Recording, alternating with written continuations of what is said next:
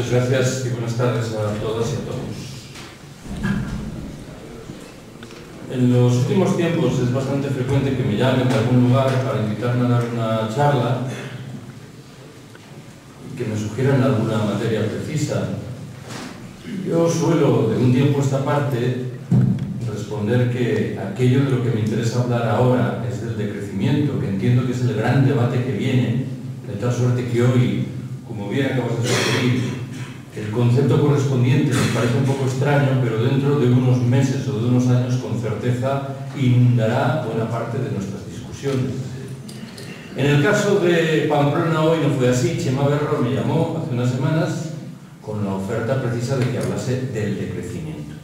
Antes de entrar en materia, me gustaría realizar 3 observaciones preliminares para zanjar algunos malentendidos que pudieran presentarse en relación con esto. ¿Cuál es la primera de esas observaciones preliminares? Yo tengo el firme convencimiento de que cualquier proyecto de decrecimiento por sí solo implica una contestación de la lógica del capitalismo. El capitalismo no puede tolerar algo que implique una contestación paralela de la productividad, el desarrollo, el crecimiento en sí mismo. Pero en este caso me interesa verbalizar que mi defensa del decrecimiento es manifiesta, ostentosamente anticapitalista. Lo digo de una manera diferente. Hace unos meses me encargaron un informe sobre un texto relativo a problemas de ecología política que había sido redactado por uno de los dirigentes de los Verdes franceses. Vaya por delante que el texto estaba lleno de intuiciones muy respetables, pero a mi entender había un momento singular en el que naufragaba. El momento era aquel en el que acometía la tarea de glosar la obra de Marx. ¿Por qué? El autor decía, con buen criterio, que Marx, en la segunda mitad del siglo XIX, fue un pensador obsesionado con la fábrica, la producción, los proletarios, los capitalistas, y que como tal apenas había alumbrado ninguna conciencia de un problema que hoy, por fuerza, nos parece central: el problema de los límites medioambientales y de recursos del planeta. Lo que ocurría es que el autor, después de certificar que esto era así, llegaba a la conclusión de que correspondía tirar por la borda toda la obra de Marx. Y aquí me parece que era conveniente plantar cara a la oferta. ¿Por qué? Porque eso implicaba tirar por la borda la crítica del trabajo asalariado, de la mercancía, del capitalismo y de la explotación. Y me parece que una cosa es que señalemos las carencias evidentes de la obra de Marx y otra cosa es que prescindamos por completo de esa obra. Lo diré aún de una manera distinta. Tenemos que escapar de 2 tentaciones que nos acosan. La primera se ha revelado probablemente en la práctica histórica de muchos de los partidos verdes, solo preocupados por el medio ambiente y apenas entregados a la contestación del capitalismo. La segunda es la tentación que se revela en lo que con alguna ligereza voy a llamar determinados segmentos del movimiento obrero tradicional, exclusivamente preocupados por la contestación del capitalismo y olvidadizos de lo que éste tiene de operación depredadora y castigadora frente a la naturaleza. Segunda de mis observaciones preliminares está mucho más breve. Alguien podrá preguntarse legítimamente si quienes defendemos proyectos de decrecimiento en la producción y en el consumo, defendemos también esos proyectos para los países pobres. Mi respuesta será no, pero. ¿Qué quiero decir con ello?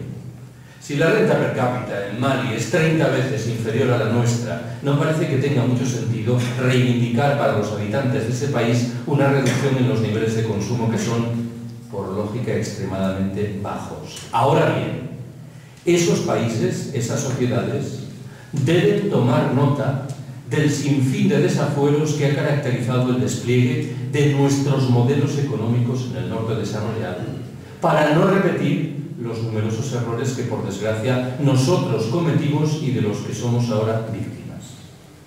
Tercera y última observación preliminar.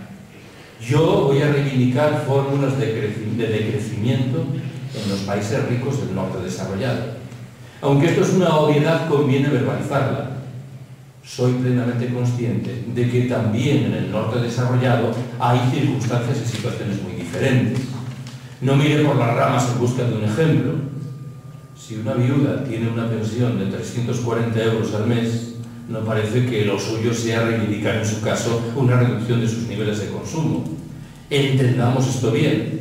Estamos defendiendo, y más adelante volveré sobre esto, fórmulas de decrecimiento que intentaré fundamentar, que afectan a buena parte de los habitantes de los países del norte rico, que con certeza podemos vivir mejor con mucho menos. Bueno, hechas estas observaciones preliminares, ¿cuál es la primera apreciación, entrando ya en materia, que me gustaría trasladaros?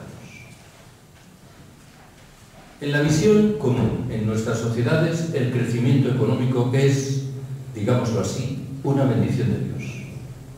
Se nos dice que allí donde hay crecimiento económico, existe cohesión social. Los servicios públicos se hallan razonablemente sentados. El desempleo no se extiende. Tampoco lo hace, en fin, la desigualdad.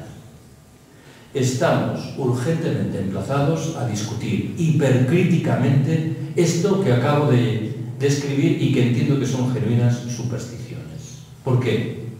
El crecimiento económico, en primer lugar, no genera o no genera necesariamente cohesión social. ¿Alguien piensa en serio que el crecimiento espectacular registrado en los 15 últimos años en China se ha traducido en una mayor cohesión social? Nadie lo afirma. En segundo lugar, el crecimiento económico se traduce en agresiones medioambientales a menudo literalmente irreversibles. En tercer término, provoca el agotamiento de muchos recursos que sabemos no van a estar a disposición de las generaciones venideras.